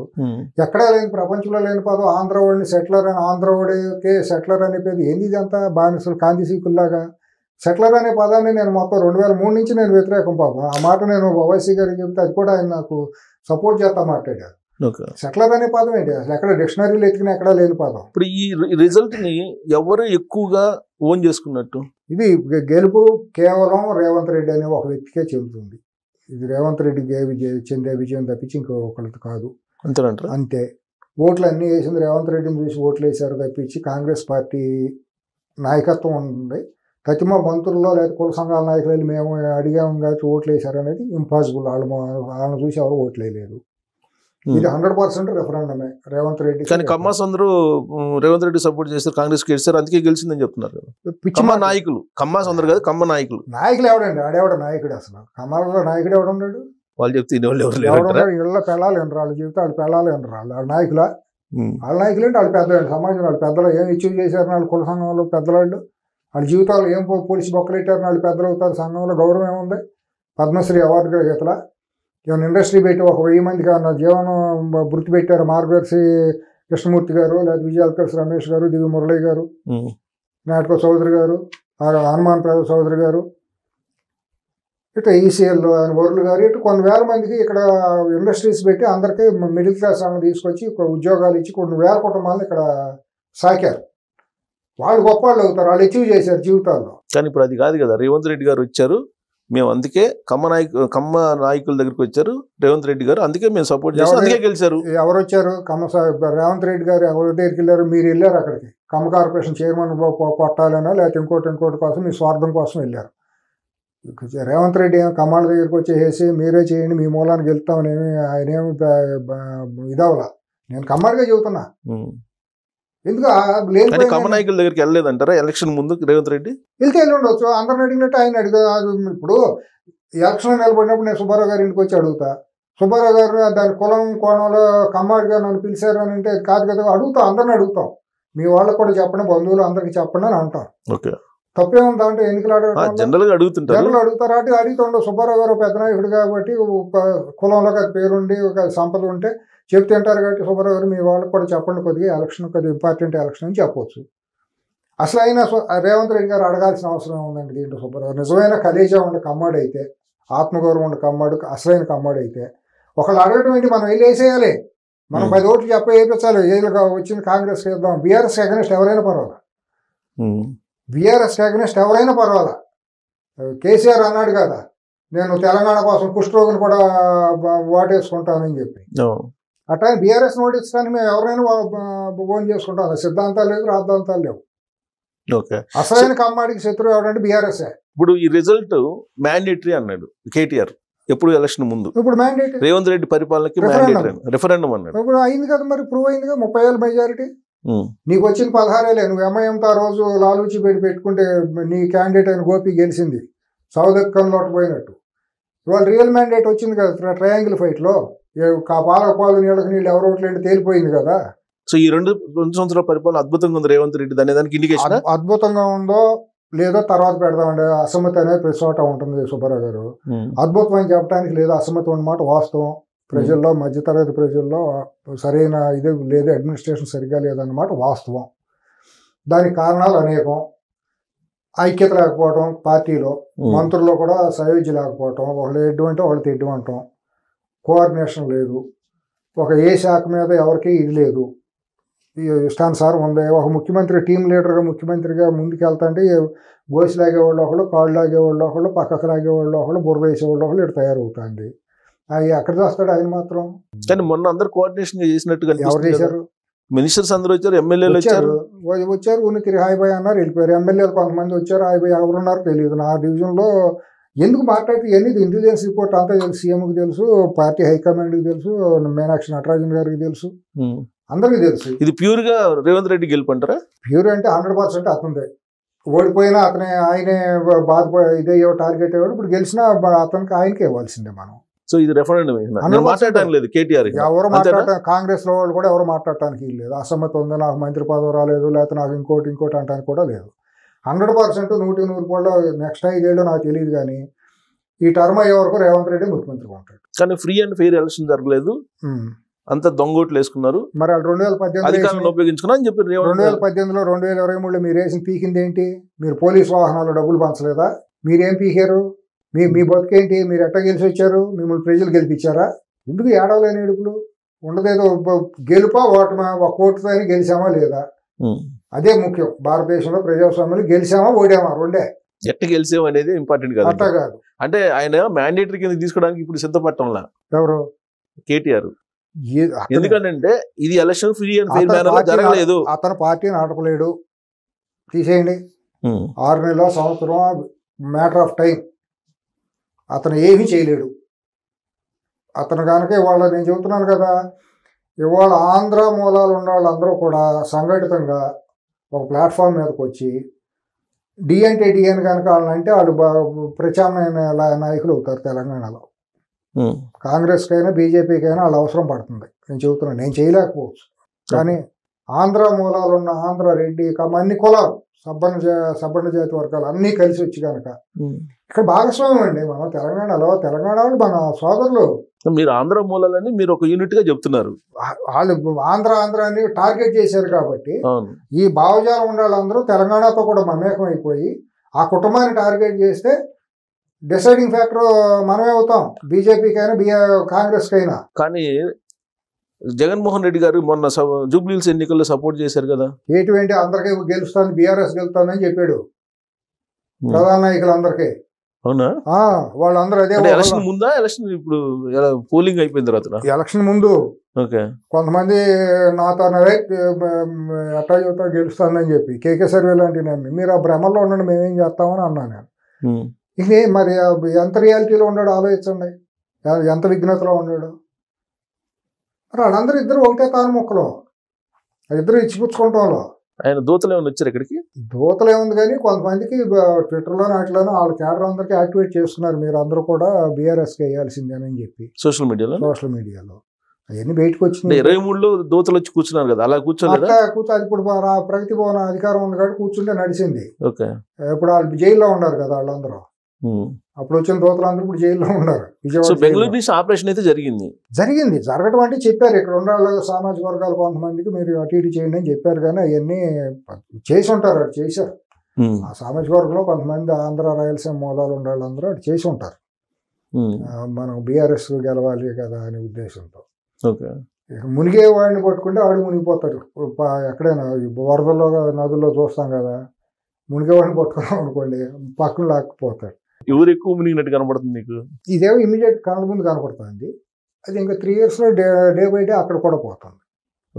కాకపోతే అక్కడ బెటర్గా ఉంటుంది. ఇక్కడ 15% ఉంటే అక్కడ 20-25%తో ఉంటుంది. కానీ ఆ పార్టీ అక్కడ కూడా పార్టీ భవిష్యత్తులో మళ్ళీ అధికారంలో ఇది మునిగిపోయిన పడవ కింద మీరు లెక్కేస్తున్నారు. 100% కారుని 100%.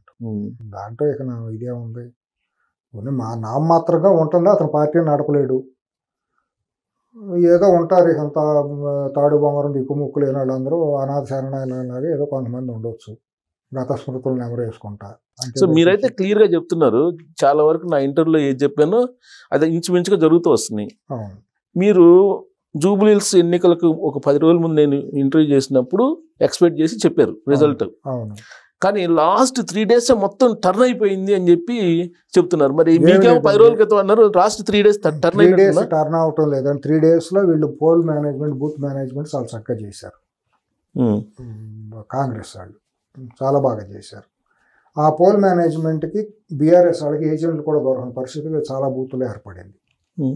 అది మీ దృష్టికి వచ్చిందో లేదో, చాలా చోట్ల బూతులు ఏజెంట్లు కూడా కూర్చోలేని పరిస్థితి వచ్చేసింది. అది ఏంటంటే పోల్ మేనేజ్మెంట్ పార్టీ వాళ్ళలో కొంతమంది ఇన్ఛార్జిగా ఎమ్మెల్యేలుగా కొంతమంది ఫెయిల్ అయితే మళ్ళీ రేవంత్ రెడ్డి గారు కొంతమందిని కొన్ని డివిజన్లకి తన సొంత టీముల ద్వారా పంపించారు. తర్వాత ఈ నవీన్ కూడా 3 ఎలక్షన్లుగా చేయటం మూలాన తనకు కూడా బూత్ వైజ్గా పూర్తి అవగాహన ఉంది. టర్నింగ్ కాదు, లాస్ట్ 3 days టర్నింగ్ కాదు, టర్నింగ్ ఏం కాదు, ఆల్రెడీ పబ్లిక్ ఎప్పుడో డిసైడెడ్. మనం అనుకున్నది ఏంటంటే మీడియా మేనేజ్మెంట్ ప్రాపర్ గా చేయాలి. అవును, బాగా కనపడుతుంది. ఎందుకంటే అతని మీద వచ్చిన ఆరోపణలు రౌడీ అనే దాన్ని ధీటుగా తిప్పి కొడితే ఎక్కడో ఉండేది, వేరే పరిస్థితిగా ఉండేది.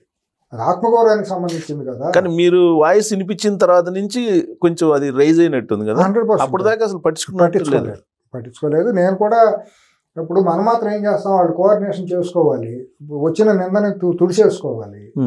తుడిచేసుకుని బౌన్స్ బ్యాక్గా వచ్చేసి వాళ్ళ గత చరిత్ర అంతా ఎప్పుడెప్పుడు కేసీఆర్కి ఎప్పుడెప్పుడు డబ్బులు ఇచ్చాడు ఏంటి ఇవన్నీ కనుక మాట్లాడితే బీసీలు కూడా ఆత్మగౌరవానికి ఇంకెక్కువ మంది ఇదయ్యేవాళ్ళు, ఓటింగ్కి వచ్చేవాళ్ళు.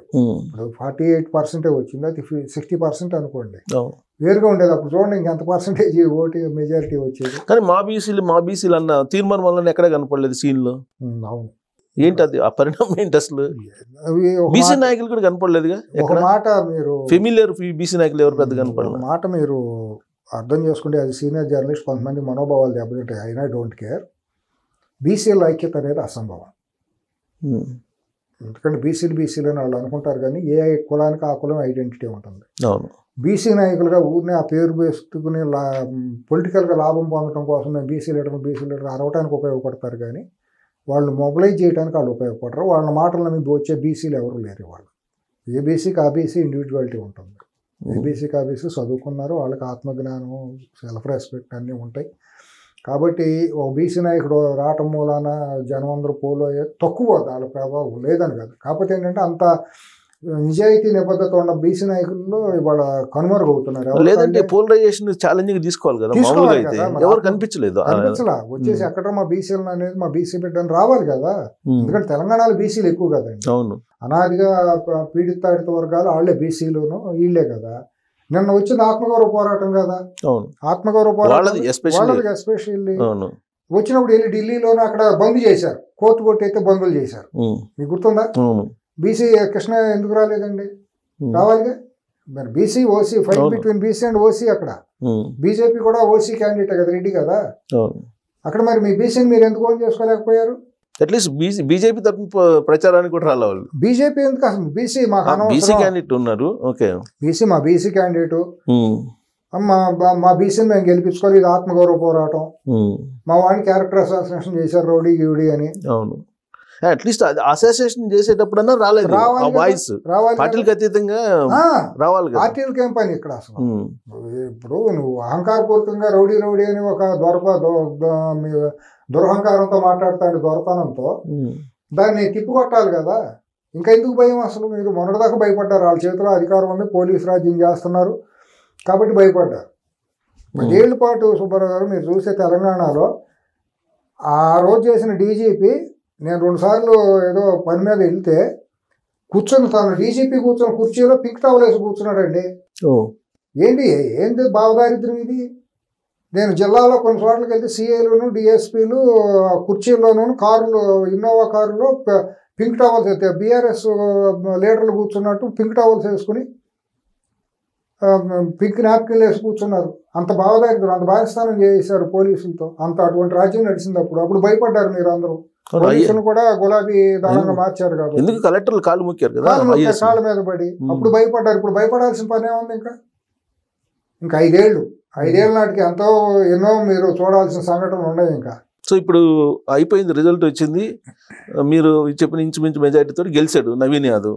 ఇప్పుడు ఆయనకి ఇచ్చే సలహా ఏంది? మీరు అతని మీద ఏదైతే ఒక నింద వేశారో, నేను అది కాదు, నేను ప్రజానాయకుడిని, నేను అందరి మనిషిని, నేను పేదల పక్షపాతిని అని నిలబడి ఎక్కడైతే అన్యాయం జరిగిందో అటువంటివన్నీ కూడా గబుక్కున అందరికి అందుబాటులో ఉంటా. ఆ రౌడీయిజాన్ని ఇటువంటి దాన్ని ఎక్కడెక్కడైతే ఉండే అటువంటి వాళ్ళందరినీ సంస్కరించుకుని వాళ్ళందరినీ కట్టడి చేసి నిర్దాక్షిణ్యంగా, ఒకవేళ సంఘ విద్రోహ శక్తులు ఉంటే నిర్దాక్షిణ్యంగా అణిసివేస్తే, ఎందుకంటే ఎడ్యుకేటెడ్ సిటీ కదా, అందరూ చదువుకున్న వాళ్ళందరూ చూస్తారు. ఇప్పుడు ఎందుకంటే రేవంత్ రెడ్డి గారికి కూడా ఇది ఒక ఛాలెంజ్. ఆ రోజే చెప్పాను చూసావా మేము టికెట్ ఇస్తే అయిపోయిందని అంటారు ఏదొచ్చినా కూడా. డెఫినెట్గా. కాబట్టి తను ప్రూవ్ చేసుకోవాలి. వయసు చిన్న కుర్రాడు, ఇంకా చాలా రాజకీయ భవిష్యత్తు చాలా ఉంది. హీరోయిజం సినిమాల్లో లెక్క యాక్ట్ డూట్ అని చెప్పేసి రొమ్ములు ఇరుసుకుని వెళ్ళటం అనేది చేయకూడదు. చాలా సాత్వికంగా అందరితో నేను మీ కుటుంబ సభ్యుడిని అన్నట్టు వెళ్తే అందరూ అతను ఓన్ చేసుకుంటారు. ఎందుకంటే నియోజకవర్గంలో ఉండ ఇది మ్యాట్రిక్స్ అట్టా ఉంటుంది. ఎక్కువ మంది middle class below middle class voters ఎక్కువ, పేదలు ఎక్కువ అక్కడ. పేరుకు జూబ్లీ హిల్స్ కానీ దాంట్లో ఉండేవాళ్ళు సినీ కార్మికులు ఇవన్నీ ఉంటాయి. ఇటువంటి వాటిల్లో ఎక్కడ నిందలు రాకుండా ఏదైతే నిందలు వేసారో వాళ్ళు తలొంచుకునేటట్టు తను ప్రవర్తించుకుంటే భవిష్యత్తు చాలా ఉంటుంది. ఇప్పుడు డబ్బులు అనేది ముఖ్యం కాదు. తను ఒక లీడర్గా ఎస్టాబ్లిష్ కావాలి, ప్రజానాయకుడిగా ఎస్టాబ్లిష్ కావాలి. నిన్ను నమ్మి టికెట్ ఇచ్చిన కాంగ్రెస్ పార్టీకి నిన్ను నమ్మి నీ కోసం అహర్నిశలు కష్టపడిన రేవంత్ రెడ్డి కూడా నువ్వు చేదోడు వాదోడుగా ఉంటా, వాళ్ళ గౌరవాన్ని కూడా భంగం కలగకుండా. అంటే భవిష్యత్తులో అతను కూడా ఏమైనా మంత్రి పదవి రావచ్చు. ఎందుకంటే యాదవ్ సామాజిక వర్గంలో ఇప్పుడు సిటీ నుంచి కూడా న్యూ జనరేషన్ సిటీ నుంచి కూడా అవకాశం లేదు. కాబట్టి తను జాగ్రత్తగా చేసుకుంటే మోల్డ్ చేసుకుని అందరి మనిషి అనుకుని కనుక సబ్మిసివ్గా జాగ్రత్తగా ఉంటే తప్పకుండా అవకాశం కూడా వస్తుంది. అతనికి ఇచ్చే అవకాశం కూడా ఉంటుంది రాబోయే కాలంలో. ఇది ఆయనకి శల్య పరీక్ష అనుకోవచ్చు ఈ గెలుపు. అంటే జీవితాన్ని చేసేది కదా, టర్న్ అయ్యేది కదా. అంటే భవిష్యత్తును కూడా ఇప్పుడు ఆయన మార్చుకోకపోతే ఇదే బ్రాండ్ కంటిన్యూ అవుతుంది కదా. అవుట్ మీరు చెప్పినట్టు ఒకవేళ అక్కడ రౌడీయిజం లేదా దుమ్మిలో ఏదో ఇంకోటి పంచాయతీలు నడుస్తుంది అనుకోండి, మీరు చెప్తుంది క్యారీ అయింది అనుకోండి, నెక్స్ట్ ఎలక్షన్ కి డిఫెన్స్ లో పడిపోతుంది. తర్వాత ఇంకేం ఉండదు. జనం వేరే ఇదిగో దూరం అట్లా చేసేస్తారు. ఇంకోటి ఏంటంటే మేము నవీన అన్న మనుషులు అని చెప్పి గాలి మనుషులు కూడా తయారవుతారు. అధికారం వచ్చింది కాబట్టి ఇప్పుడు ఆ కుర్రాడు కూడా దాన్ని జాగ్రత్తగా అబ్జర్వ్ చేసుకోవాలి. ఎక్కడెక్కడ తన పేరు చెప్పుకుని దుర్వినియోగం చేస్తుంటారో ఆ దుర్వినియోగం కూడా జరగనివ్వకుండా అటువంటి వాళ్ళని కూడా కట్టడి చేసుకుంటా వాళ్ళని కూడా ఎక్స్పోజ్ చేసుకుని. ఇప్పుడు ఎందుకంటే సుబ్బారావు గారు సోషల్ మీడియా అనేది చాలా భయంకరంగా తయారైపోయింది. ఇప్పుడు ఈ సోషల్ మీడియాలో ఇష్టానుసారం బీఆర్ఎస్ చాలా ఎక్కువగా అగ్రెసివ్గా మిస్యూజ్ చేస్తాను సోషల్ మీడియాని, క్యారెక్టర్ అసాసినేషన్ చేస్తాను.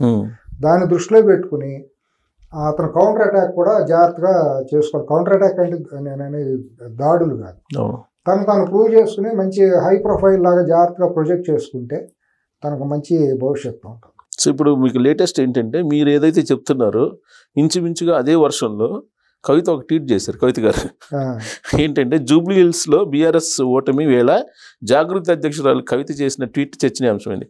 కర్మ హిట్స్ బ్యాక్, కర్మ హిట్స్ బ్యాక్ అని కొటేషన్ పెట్టి ఒక ఈమోజీ పెట్టి దండం పెట్టి ఈమోజీ పెట్టి ఆవిడ ట్వీట్ చేశారు. ఇప్పుడు అంటే అప్రస్తుతంగానే నేను ఉదహరిస్తా చెబుతా, ఒక సామెత చెబుతా విలేజెస్. అంటే నేను వేరే అనుకోవద్దు, నేను పాపం కవిత గారి గురించి నేను ఇదాంట్లో ఇది అవుట్ ఆఫ్ దీంట్లో మీరు ఇది చేసుకోండి. మొగుడు కొట్టినందుకు తోడుకోవడంలో నవ్వినందుకు అన్నట్టును మైసభలో నవ్వినందుకు దుర్యోధనుడు ఫీల్ అవుతాడు కదా. దీనికంటే కూడా మా ఆంధ్రాలో ఒక ముతక సామెత చెబుతాడు అనుకుంటారు గ్రామాల్లో. నేను సరదాగా మాట్లాడతాను, తీసుకునే వాళ్ళు తీసుకుంటారు, తిట్టేవాళ్ళు తిట్టారు, నాకు అది కాదు అభ్యంతరం లేదు. సోషల్ మీడియాలో సినిమాలో అన్ని మాటలు మాట్లాడుతున్నప్పుడు నేను మాట్లాడితే తప్పని నేను అంటారు. మొగుడు వచ్చి అది ఎడుతాంటారు, మూడు వచ్చి రాళ్ళు ఇసిరాడు కళ్ళు గీటాడు అని అంటూ ఉంటారు. అటు ఇప్పుడు వాళ్ళు ఓటంతో ఆడు చేస్తా అంటే ఇప్పుడు చూసావా అని చెప్పి దాంట్లో లాజిక్ ఏంటి? కర్మ హిట్స్ బ్యాక్ అంటే ఏంటి? అదే కదా, ఇప్పుడు మీరు చేసిన పాపాలకే మీరు అనుభవిస్తున్నారు. చేసిన పాపాలన్నీ నన్ను పక్కన పంపించారు, నన్ను అవమానం చేశారు, మీ పత్రం మొదలైంది అనేది ఆవిడ. అంటే నన్ను కాదనుకున్నారు కాబట్టి మీకు తగిలిందేనా, లేకపోతే చంద్రబాబు నాయుడు గారిని ఇక్కడి నుంచి పంపించారు కాబట్టి మీరు ఈ పరిస్థితి నాకు అన్యాయం చేశారు, నన్ను అవమానం చేసి పంపించారు, మీకు నా మూల నా శాపం తగులుతుందని చెప్పి ఆ కవిభావం అయి ఉండొచ్చు. లేదా మీరు చేసుకున్న పాపాలు మీరు అనుభవిస్తున్నారని ఆవిడ కవి హృదయం అయి ఉండొచ్చు. దాంట్లో విస్తృత అర్థం ఉంది. నాకు కూడా కొన్ని అంటే అర్థం చేసుకుంటే అట్టగే దేవతావసరం లాగా అంతే. ఇప్పుడు ఏంటంటే ఆవిడకి ఆనందంగా ఉంటుంది. కాంగ్రెస్ వాళ్ళకంటే కూడా ఎక్కువ ఆనందం కలిగేది ఎవరికంటే కవితకి. ఇక్కడ ఓటమి ఇతరులకు అందరికంటే కూడా ఎక్కువ ఆనందం కలిగేది, ఎక్కువ ఎంజాయ్ చేసేది ఆవిడ కవిత. అందరికంటే కూడా ఎక్కువ కోరుకుంటుంది కదా. తన సొంత పార్టీ పతనాన్ని కోరుకుంటుంది. ఆవిడకి అక్కడ కట్టింది ఓపెన్ గానే చెబుతుంది కదా, దాంట్లో మొహమాటం లేదు, రాజీ లేని పోరాటం చేస్తానని. సో అందుకే కర్మ హిట్స్ అంటే ఆ పాప ఆమెకు జరిగిన అన్యాయం కాబట్టి నన్ను చేశారు కాబట్టి మీరు ఇంతే అని మీకు నా ఏదైతే చేశారో అదే మీకు తిరిగి కొడతాంది అనుభవించండి అని చెప్పి అన్నట్టు మనం అసలు ఎంత చాలా వాళ్ళు జనరల్ గా వాళ్ళు అందరూ వాళ్ళ ఫ్యామిలీలో మాట్లాడినా ట్వీట్ చేసినా ఇంతే ఘాటుగా ఉంటుంది. ఎందుకంటే వాళ్ళు కొద్దిగా మొదటి నుంచి అవగాహన ఉంది సాహిత్యం మీద, భాష మీద కమాండ్ ఉంది. అతను ఆయన కేసీఆర్ పిల్లలు కూడా అది అలవాటు చేశాడు, చిన్నప్పటి నుంచి రావాలి, మధ్యలో ఎవరు తయారవ్వలేరు. కొద్దిగా చదువు మీద, లిటరేచర్ మీద కొద్దిపాటి అవగాహన ఆయన అంత లేకపోయినా కొద్దిగా ఉంది. తర్వాత హరీష్ రావు కొద్దిగా ఈజ్ షూట్ పొలిటీషియన్, ఎప్పటికన్నా అతను చాలా డేంజరస్ పొలిటీషియన్ అవుతాడు. అందుకే ఈమె టార్గెట్ చేస్తుందా ఆయన్ని, డైరెక్ట్ గా ఆయన టార్గెట్ చేస్తుంది, కేటీఆర్ ఏమో ఇండైరెక్ట్ చేస్తుంది. అన్నమాటే కదా టార్గెట్ చేసేది, అన్నమాట ఓపెన్ గా చెబుతాంది జరిగినాయి అన్ని ఎక్స్పోజ్ చేస్తాంది. ఈ మొత్తంలో ఎక్కడ కేసీఆర్ కనిపించలే, కేసీఆర్ రాలేదండి. కేసీఆర్ గారు అసలు కనీసం ఒక స్టేట్మెంట్ ఏది లేదు కదా. ఏంటి దాని లాజిక్ ఏంటి? ట్వీట్ చేయటమో లేదా ఒక విజువల్ లో వచ్చి మీరు అందరూ సహకరించండి, ఆడపిల్ల భర్త పోయిన ఆడపిల్ల అని ఒక మాట అనాలి కదా సానుభూతిగా అన్న, అది కూడా మాట్లాడాల. అది మరి ఆయన ఆరోగ్య పరిస్థితి మరి కనీసం మాట్లాడలేని పరిస్థితిలో ఉందా? ఇప్పుడు ఎట్టాగైనా ఆయన ఫేస్ ఉండొచ్చు సార్, కానీ ఒక ప్రెస్ నోట్ రిలీజ్ చేయడం, ప్రెస్ నోట్ రిలీజ్ కంటే కూడా వీడియో ఇంకా బాగా ఇంపాక్ట్ వచ్చేది.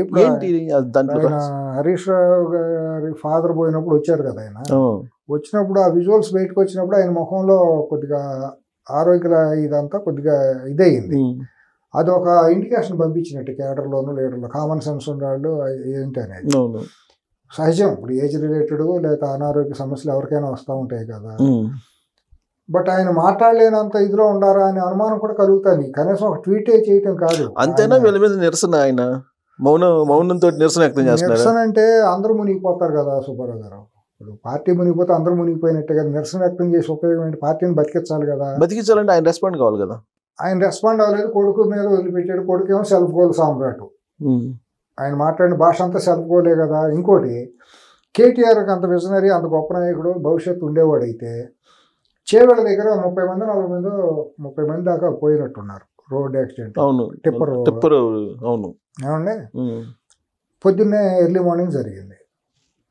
రష్ అయ్యి వెళ్ళిపోవాలి, అక్కడికి వెళ్ళిపోయి వాళ్ళ పరామర్శ. ఒకే కుటుంబంలో 3 ఆడపిల్లలు పోయారు. బీసీలు అందరూ ఉంటారు కదా. వెళ్ళిపోయి కనీసం అక్కడ ఓదార్పు జరగాలి కదా. వెళ్ళకుండా దేక్లేంగే అని ఇక్కడ డ్యాన్స్లు వేసాడు రోడ్ల మీద. అది జనాలకు పట్టదా? ఇప్పుడుండే పబ్లిక్ చాలా అబ్జర్వ్ చేస్తున్నారండి, సోషల్ మీడియా యాక్టివ్గా ఉంది కాబట్టి. కనీసం ఏంది వెళ్ళాలి కదా. వెళ్ళి మా సంతాపం తెలిసి 1 గంటే కదా చేయాలంటే 2 గంటలు 3 గంటలు ఏమంతా కొంపలు అంటుకున్నాయి. నీకు ఎలక్షన్తో పాటు అది కూడా నీకు ఇదే కదా. అంటే ఇక్కడ బొలిపెట్ట ఉంటుందో చూడండి, కొండగట్ట ఆంజనేయ స్వామి దగ్గర బస్సు అయితే అప్పుడు కూడా వీళ్ళు ఎవరు వెళ్ళరు. సరే బీసీలు ఎస్సీలు కానీ చనిపోతే మాత్రం వీళ్ళు ఎవరు వెళ్ళరు. నాయకులు, ముఖ్య నాయకులైనా వెళ్ళి ఓదార్పులు ఏం ఉండదు అసలు. వాళ్ళ సొంత మనుషులు, వాళ్ళకి కావాల్సిన వాళ్ళు అనుకున్న వాళ్ళకే వెళ్తారు వీళ్ళు. అందశ్రీ అంత్యక్రియల్లో కూడా వీళ్ళంతా ఎవరో లేదు. మరి గోపికి మాత్రం పాడిపోతారు. Telugu వాడేమన్నా BRS party founder మెంబరా? Telugu Desam party founder member అనుకుంటా. ఫౌండర్ అప్పుడు ఓటో కూడా లేదు, పార్టీ పెట్టినాడు ఓటో కూడా లేదు. చిన్నపిల్లలు అప్పటికి ఎంత 17-18 ఏళ్ళు ఉండొచ్చు ఆ టైం. అయినా ఆరిజిన్ తెలుగుదేశం కదా. తెలుగుదేశం అప్పటి నుంచి పార్టీ. అందశ్రీ అంత్యక్రియలకు వెళ్ళకపోవటం తప్పండి. కవికి కళాకారుడికి అవమానం కింద లెక్క. తెలంగాణ కవికి కళాకారుడికి జరిగిన అవమానం. వైవిధ్యాలు 100 ఉండొచ్చు, ఆయన తిట్టుండొచ్చు ఆయన, ఎందుకంటే ఆయన మనోభావాలు దెబ్బతీశారు వీళ్ళు కాబట్టి ఆయన మాట్లాడాడు. చాలా మంది అంటే కొంతమంది కవులు కళాకారులుగా పేరొందిన వాళ్ళు వీళ్ళకి అమ్ముడు పోయారు. జర్నలిస్టులుగా అమ్ముడు ఇది చేసిన వాళ్ళు, మేధావులుగా ముసుకేసుకునే వాళ్ళందరూ వీళ్ళకి పెయిడ్ ఆర్టిస్టులుగా తయారయ్యారు. జూబ్లీహిల్స్ ఎన్నికల్లో వాళ్ళే లీడ్ చేశారు చాలా మంది. అందరు కాదు కానీ కొంతమంది వాళ్ళే లీడ్ చేశారు.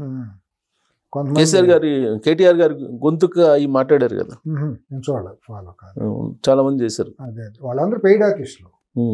మరి ఎంత ఇదైనా కూడా మరి ఆడలాగా ఈయన అమ్ముడు పోలే, ప్రజాకాలంగానే నిలబడ్డాడు. గద్దర్ గారు, అందశ్రీ గారు వీళ్ళందరూ కూడా అట్టాగే నిలబడ్డారు. జయశంకర్ గారు, బోడా అంజన్ గారు వీళ్ళందరూ కూడా. జయశంకర్ గారు కూడా అంతే కదా. అంతేగా మరి ఆయనకి అవమానం జరిగిందిగా, చాలా అవమానం జరిగిందిగా, బయటికి చెప్పుకోలేని ఇదంతా జరిగింది కదా.